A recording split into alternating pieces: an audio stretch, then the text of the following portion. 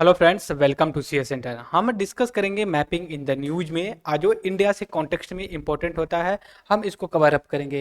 हालांकि मैं कई बार ये बात करता रहता हूं कि जो हमारा ये डिस्कशन था मैपिंग का, जो सवाल पूछे गए हैं उसी के इर्द गिर्द जो सवाल पूछे गए हैं यूपीएससी का, उसी के इर्द गिर्द हम काम करते हैं अपने। सपोज करिए, जैसे मान लीजिए कि गारो खासी जयंतिया के बारे में हम जब डिस्कस करने जा रहे हैं, तो हमारे लिए ये इम्पोर्टेंट होता है कि हमें पता हो। पहली बात तो गारो खासी जयंतिया, यहाँ देखिए बस गारो दिया है तो मैं आपको गारो हिल्स बढ़ा के चला जाऊँ, ये सही नहीं है।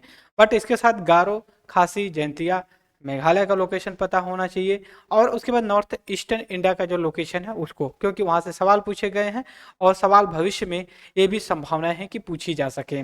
हमें अपडेट रहना होता है और हमें जो है कि चीज़ों को रिवीजन करना पड़ता है अगेन एंड अगेन। ये मैपिंग की क्लास होती है जब ज्योग्राफी की, तो हमारे लिए बड़ा ही इंपॉर्टेंट हो जाता है, ना केवल ज्योग्राफी के लिए बट इकोनॉमिक्स के लिए भी, इकोलॉजी एनवायरनमेंट के लिए भी, और पॉलिटिक्स के भी लिए। अगर आप सोसाइटी इंटरनल सिक्योरिटी के लिए बात करेंगे तो इसके लिए भी ये इंपॉर्टेंट होगा।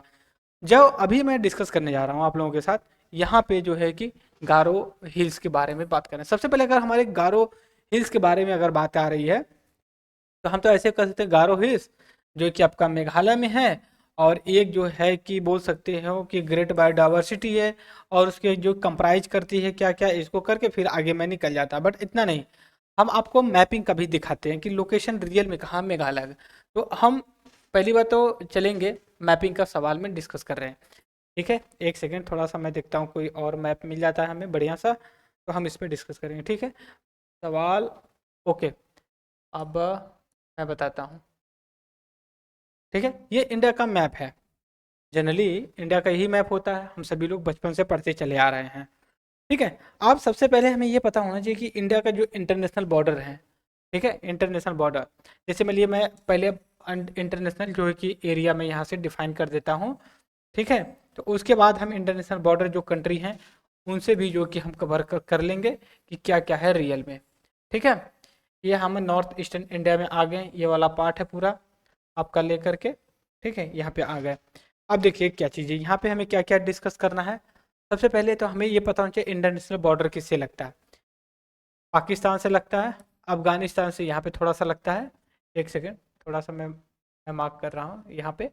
इसके बाद आप आएंगे, यहाँ चाइना का लगता है, फिर नेपाल का लग जाता है, यहाँ भूटान का लग जाता है, यहाँ म्यांमार जो कि बर्मा है, ये बांग्लादेश है आपका। फिर यहाँ पे आ जाते हैं तो श्रीलंका जो कि वाटर बॉडी से सेपरेट होता है, और वैसे ही एक मालदीव कंट्री है इससे भी। तो अब ये तो हमें ये पता चल गया कि कितने कंट्री से लग रहा है। दूसरी चीज़ अब हमें ये पता होना चाहिए कि जो हम गारो खासी के बारे में पढ़ने जा रहे हैं, तो इनका लोकेशन कहाँ पे है। तो लोकेशन जानने से पहले हमें ये पता हो कि रियल में मेघालय है कहाँ। ये वाला जो रीजन देखेंगे, मैं थोड़ा सा फिर इरेज करता हूँ। इरेज करने के बाद आपके साथ फिर से डिस्कस करेंगे। ठीक है, एक सेकेंड। ठीक है, अब यहाँ पे देखते हैं। अब आप देखिए, ये वाला जो रीजन पड़ता है इस तरफ का, ये इंडिया का, ये आप इस हिसाब से आप कर सकते हो। अब देखिए इस वाले रीजन को हम ना नॉर्थ ईस्टर्न स्टेट के रूप में हम जानते हैं, और इसमें सेवन सिस्टर स्टेट्स भी बोला जाता है इनको, सिक्किम को छोड़ करके। सिक्किम नहीं आता है, बट इनको सेवन स्टेट्स, सिस्टर स्टेट्स के रूप में जानते हैं। तो हमें ये पता हो जाए, क्योंकि मेघालय जो इसको हमारा टॉपिक है, ये भी कहीं ना कहीं आपका सेवन सिस्टर स्टेट्स के रूप में आता है। जैसे मान लीजिए आपका अरुणाचल प्रदेश है, नागालैंड है, मिजोरम है, मणिपुर है, मिजोरम है, त्रिपुरा है, असम है, और आपका मेघालय। अगर आप इनको कैलकुलेट करेंगे तो सेवन स्टेट्स जो कि बन करके निकलते हैं। पहला आपका अरुणाचल प्रदेश हो जाता है, दूसरा आपका नागालैंड, तीसरा आपका मणिपुर जो इसमें बहुत न्यूज में चल रहा है, जो कि वहाँ पे सिविल वायलेशन हो गया था। ठीक है, अब वहाँ जो मैती और उसके बाद जो मैती जो कम्युनिटी थी उनके बीच में जो क्लैश हुआ था। तीसरा, चौथा है आपका मिजोरम है, पांचवा आपका त्रिपुरा है, छठा आपका मेघालय है, सातवां आपका असम है। लोग कंफ्यूज हो जाते हैं, क्या सिक्किम भी सेवन सिस्टर स्टेट्स का पार्ट है? जी नहीं, बिल्कुल नहीं। बट हाँ, सिक्किम नॉर्थ ईस्टर्न स्टेट्स के अंदर ही आता है। तो जो नॉर्थ ईस्टर्न स्टेट्स में आता है, जो उत्तरी पूर्वी राज्य में आते हैं, इसमें सिक्किम भी आता है। लेकिन जो सेवन सिस्टर स्टेट्स हैं, राज्य हैं, 7 बहनों का जो राज्य है उसमें सिक्किम नहीं आता। सिक्किम नहीं आता तो इनको हम बात कर लिए कौन कौन से हैं। त्रिपुरा, आंख बंद करके आप कैलकुलेट करिए। आप आ जाइए सबसे ऊपर, अरुणाचल प्रदेश है, ठीक है, नागालैंड है, मणिपुर है, मिजोरम है, त्रिपुरा है, मेघालय है, असम। ये 7 स्टेट्स के बारे में हमने डिस्कस कर लिया।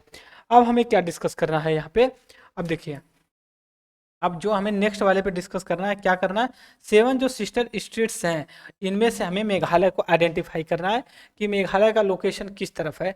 ये देखिए, ये जो एरिया है आपका, ये वाला एरिया, ठीक है, ये जो कि बांग्लादेश से इंटरनेशनल बॉर्डर लगता है। और जो स्टेट्स है, स्टेट्स में आपका जो कि असम के साथ लगता है मेघालय का। मेघालय का जो पेनिनसुला है, मेघालय जो प्लेटू है, ये आपका डेक्कन प्लेटू, ठीक है, डेक्कन प्लेटू का ही पार्ट है, ठीक है। और इसको अलग जो कि मालदा जो फ्रैक्चर है, ये जो है कि मेघालय प्लेटू को डेक्कन प्लेटू से अलग करता है, पेनिनसुला जो प्लेटू है इससे अलग करता है। ये बार यूपी पीसीएस में सवाल भी पूछा गया था। और यही अगर आप आगे चल करके देखें, इस वाले मैप में यहाँ पे दिया गया है, ठीक है। अब यहाँ पे 3 हिल्स का नाम दिया गया है। मैं उन 3 हिल्स का नाम जो कि सर्कल में डालूंगा, आप उसको जो कि आइडेंटिफाई करना, ठीक है। एक सेकंड थोड़ा सा रुक जाइए। ओके, अब देखिए, ये जो हमने मेघालय के रूप में देख आइडेंटिफाई किया था, तो आप देखिए, गारो है, खासी है, जयंतिया। अब देखिए, अब इनको हम वेस्ट टू ईस्ट, ठीक है, वेस्ट टू ईस्ट या फिर ईस्ट टू वेस्ट में आप आइडेंटिफाई कर। पहले गारो पड़ेगा पश्चिम की तरफ, फिर जो है कि गारो खासी जो कि बीच में पड़ेगा, जयंतिया जो कि सबसे पूर्व में पड़ेगा। तो ये गारो खासी जयंतिया था, इसको हमने डिस्कस किया क्योंकि ये जो मेघालय के ही पार्ट पड़ती है। और इसी में चेरापूंजी मानेसर पड़ता है, वहां पे विश्व की सबसे ज्यादा जो है कि वर्षा होती है। बस में क्यों होती है, ये जब आप इंडियन मानसून के बारे में डिस्कस करेंगे तब जो है कि आप आज इसको जो कि नोटिस करेंगे और इसमें पाएंगे, ठीक है। लेकिन फिलहाल के लिए इतना है, बस हल्का सा मैं आपको हिंट दे रहा हूँ कि यहाँ पे सबसे ज़्यादा रेनफॉल क्यों है। जब जब साउथ वेस्ट का मानसून आता है तो एक अरब सी में चला जाता है, एक बे ऑफ बंगाल में आता है। बे बंगाल का जब आगे बढ़ के बांग्लादेश से जब जाता है, हिमालय से टकराता है, तो आ करके गारो खासी जयंतिया की जो ऐसे इस हिसाब से बनी हुई है, जो कि ये क्या बोलते हैं हिल्स, इसी में आकर के फंस जाता है, ज़्यादा रेनफॉल होती है, फिर यही जो कि आगे निकलता है। तो हमें ये पता हो गया। अब हम आगे आएंगे, डिस्कस करेंगे कि जो गारो है, हमने कहा कि गारो खासी जयंतिया, गारो सबसे आपका वेस्ट में पड़ेगा, जयंतिया सबसे ईस्ट में पड़ेगा, इस चीज को।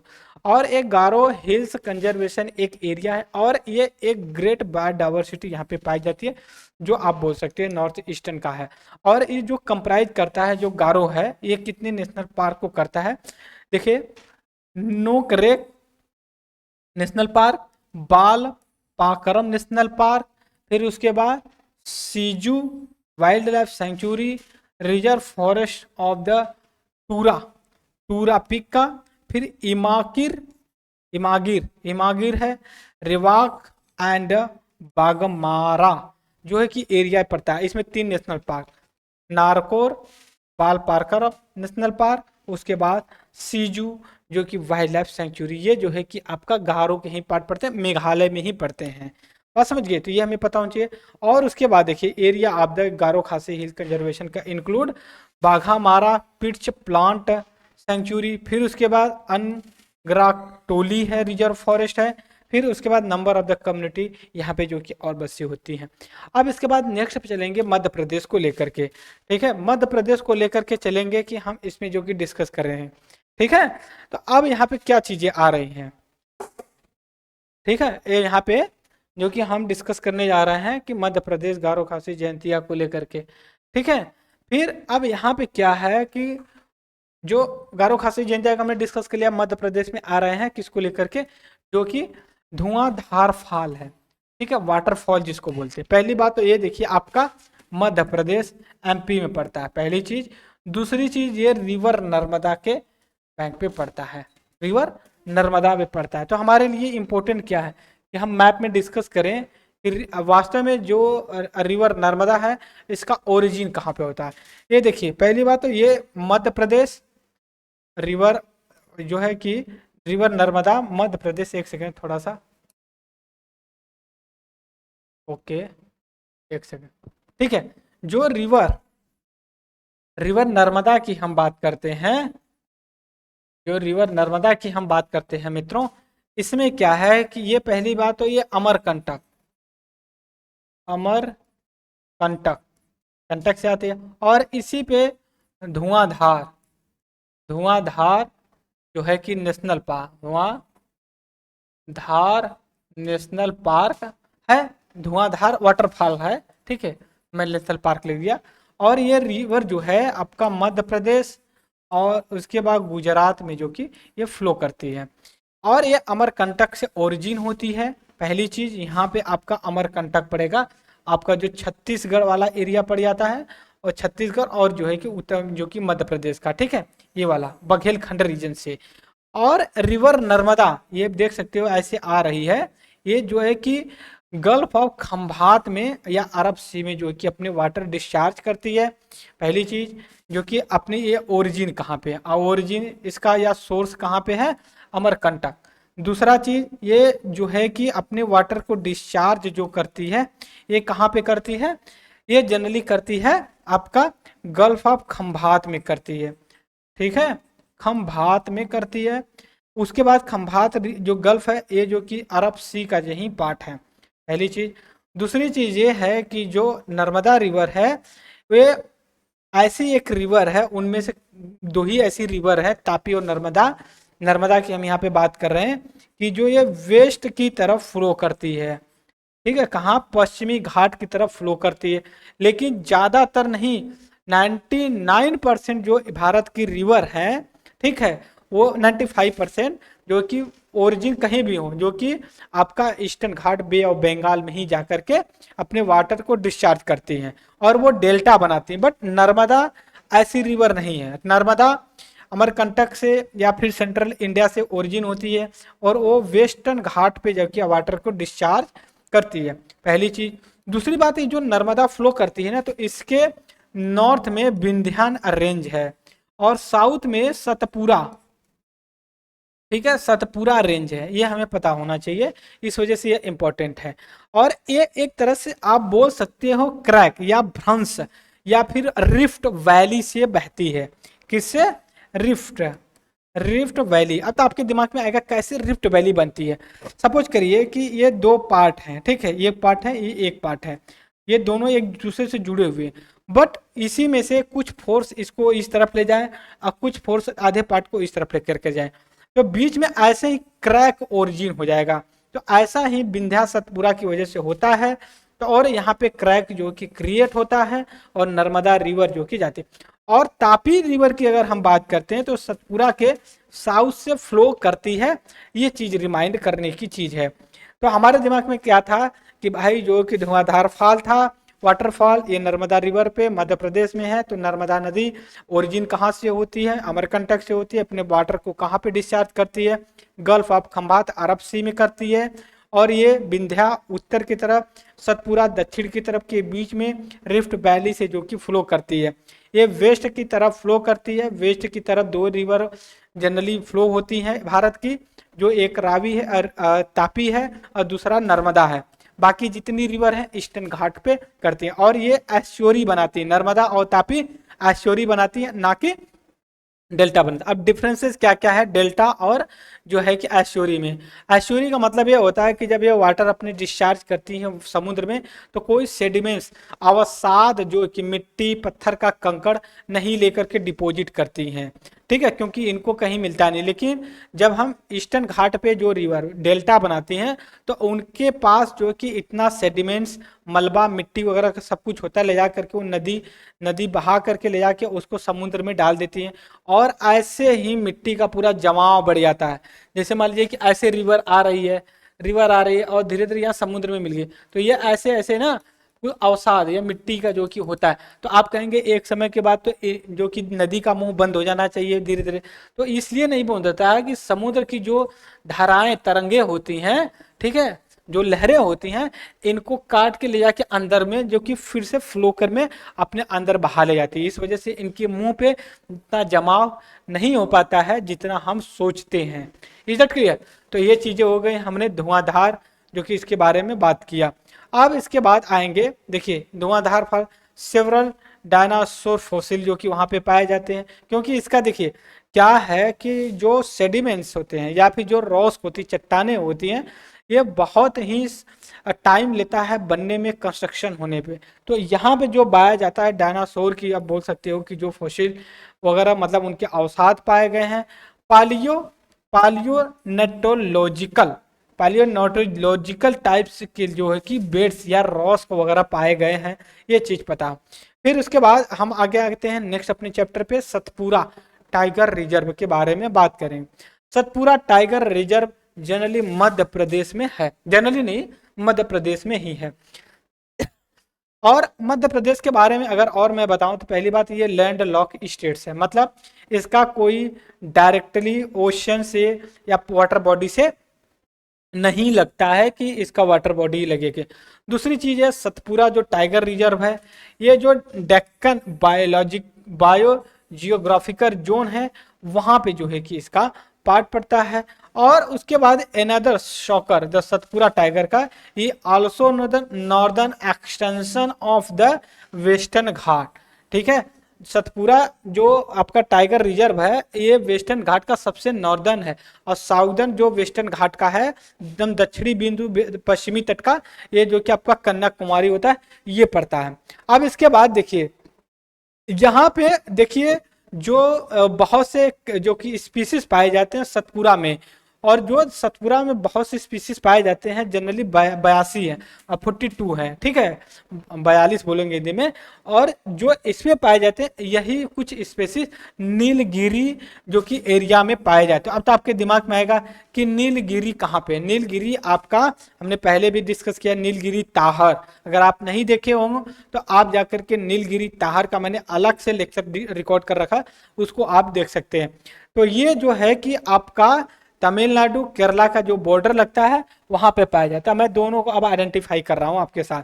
अब यहाँ पे देखिए ये जो कि आपका नीलगिरी, ये वाला जो लोकेशन है, ये जो लोकेशन है ये आपका नीलगिरी, ये आपका केरला है, ये आपका फिर तमिलनाडु, यहाँ पे कर्नाटका है ऊपर। तो ये ट्रांजैक्शन पे बसता है, ईस्टर्न घाट वेस्टर्न घाट में पाया जाता है। अब इसके बाद देखिए जो सतमाला जो कि हमने यहाँ पे डिस्कस किया national park, Satpura national park, Satpura Satmala. आप देखिए एक सतमाला हिल्स भी है जो कि आपका मध्य प्रदेश और जो कि महाराष्ट्र के एरिया में पड़ता है। तो सतपुरा यहाँ पे नेशनल पार्क आप यहाँ पे है। यह हमारे चीजें डिस्कस कर लिया जो कि इसको लेकर के। और एक चीज मैं यहाँ पे और डिस्कस करूंगा आप लोगों के साथ, ये डिस्कस करूंगा कि जनरली ये जो है तो वेस्टर्न घाट हमारा छूट रहा है क्योंकि वेस्टर्न घाट अभी हमारे डिस्कशन में आया था, तो that's why this is important to discuss to us. ठीक है, अब यहाँ पे देखिए क्या, अब देखिए यहाँ पे देखिए सतमाला हिल है, ठीक है, यहीं पे सतपुरा भी है, ठीक है, सतपुरा सतपुरा वो सतमाला जो कि यहाँ पे निशान, और यहाँ से लेकर के पूरा ये जो कन्याकुमारी है, ठीक है, यहाँ तक पूरा ये आपका वेस्टर्न घाट है। और वेस्टर्न घाट को, ठीक है, एक सेकेंड, वेस्टर्न घाट, वेस्टर्न घाट है, तो ये चीजें हो गई। और वेस्टर्न घाट को सहयाद्री याद्री के नाम से भी जानते हैं। और वेस्टर्न घाट को सह्याद्री को दो पार्ट में डिवाइड किए, एक कोंकण कोंकण कोंकण जो कि आपका northern part of the western Ghat, northern part of the western Ghat हो गया।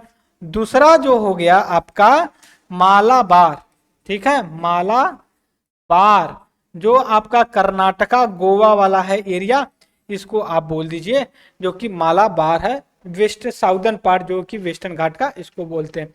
अब हम आगे आते हैं नेक्स्ट पे अपने डिस्कस करते हैं, नेक्स्ट पे ये हो गया।